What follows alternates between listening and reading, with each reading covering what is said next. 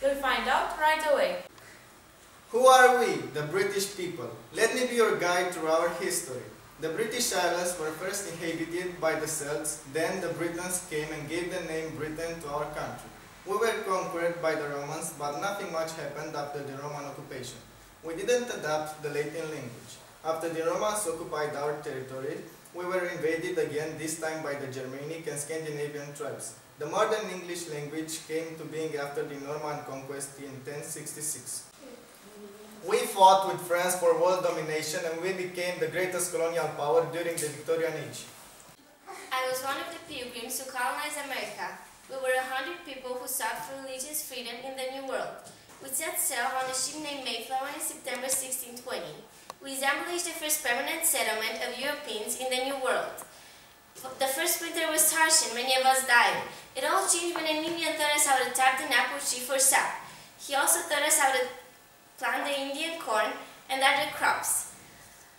The harvest was very successful and we had enough food to put away for the winter. We had bread in the woods and it was time to celebrate. Our governor, William Bradford, proclaimed the day of Thanksgiving to be shared by all the colonists and Native Americans. And that's how Thanksgiving began. I'm James Cook. Have you heard of me?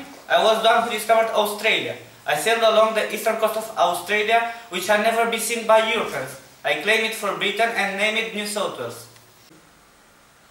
I'm one of the Aborigines who lived in Australia before the arrival of the British. They first arrived at what is now Sydney and introduced Western civilization to our continent. At first, we didn't have a good relationship with the settlers, and what is worse, they brought us devastating diseases. We mixed it with the Europeans and formed what is now the Australian people. Here we are in 21st century, March 2013. We'll set off a journey to see the latest events in Great Britain, Australia and United States of America. Here I am in London.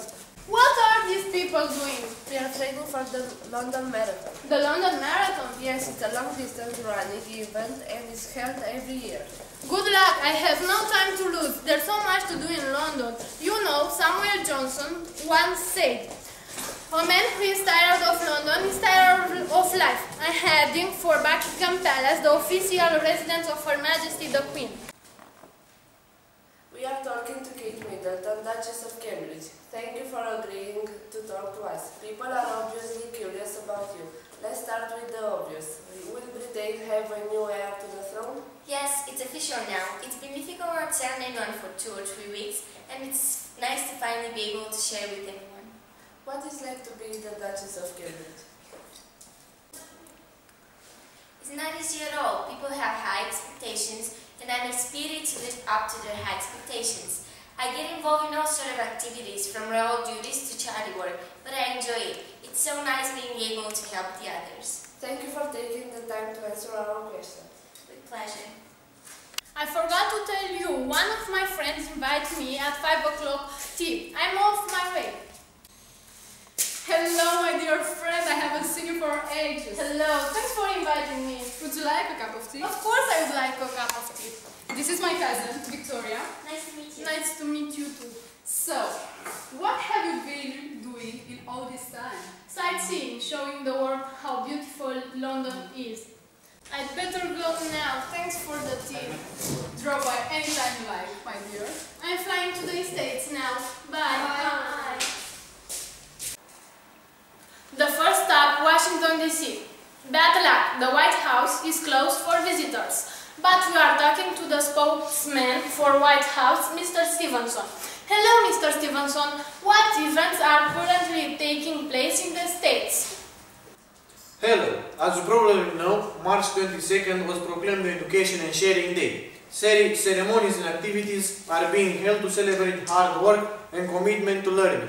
The President is attending a ceremony right now. That's very interesting. Thank you, Mr. Stevenson. I'm off to Australia now. Here I am in Sydney. It's unusually warm here. The mercury raises to 13 degrees Celsius. Look! A kangaroo! What are the kangaroo doing here?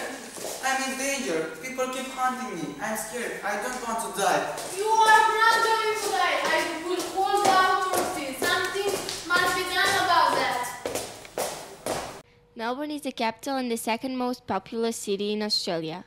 It is often referred to as the Garden City and Cultural Capital of Australia. Melbourne is the birthplace of cultural institutions such as Australian film, Australian television, Australian rules football, and the Impressionist art movement known as the Heidelberg School. It is home to National Gallery of Victoria, Australia's oldest public art museum. In 2008, Melbourne became the second city after Edinburgh to be declared the UNESCO City of Literature.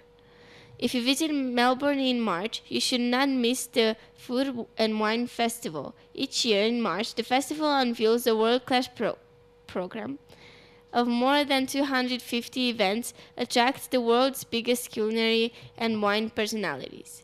Sydney is the most populous city in Australia and the state capital of New South Wales. It is a high-ranking world city and hosted major international events, including the 1938 British Empire and the 2000 Summer Olympics.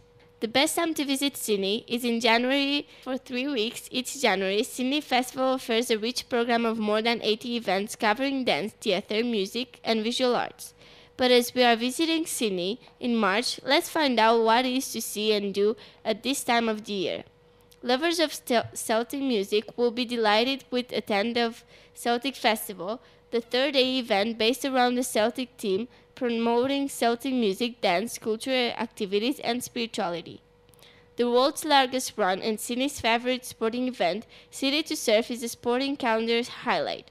The event sees 75,000 people pounding the pavements of the city. We are the ones who make a brighter